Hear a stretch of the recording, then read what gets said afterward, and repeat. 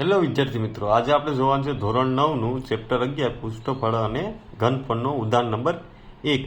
હવે જો ઉદાહરણ નંબર 1માં તમને શું કહેવા માંગે છે કે જેની ત્રાસી ઊંચાઈ 10 સેમી અને પાયાની ત્રિજ્યા 7 સેમી હોય તેવા લંબવૃત્તીય શંકુની વક્ર સપાટીનું ક્ષેત્રફળ શોધો। બરાબર, આવો આપેલો છે તો પહેલા આપણે એક શંકુ દોરીએ।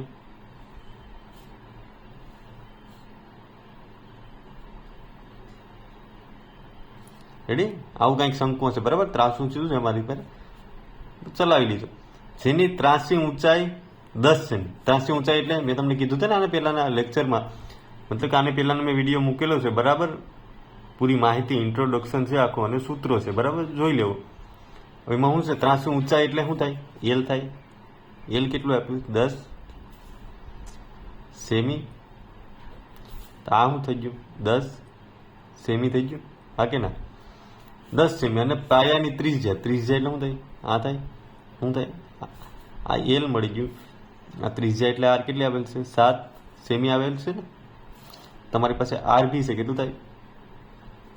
7 સેન્ટીમીટર હોય તો તેવા લંબવૃત્તીય શંકુની વક્ર સપાટીનું ક્ષેત્રફળ। હવે જો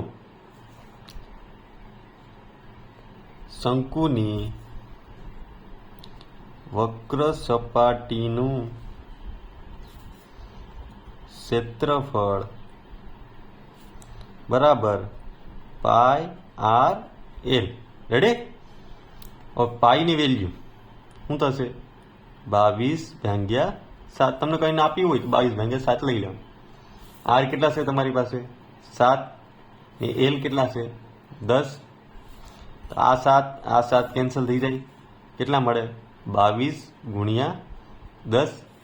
22 ગુણ્યા 10 કરો તમને શું મળશે? 220। કેમાં આવશે? Centimetre semi square.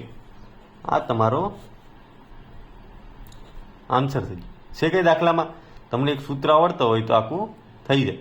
જો વિડીયો પસંદ આવ્યો હોય તો લાઈક એન્ડ સબસ્ક્રાઈબ કરતા ભૂલતા નહીં। Thank you.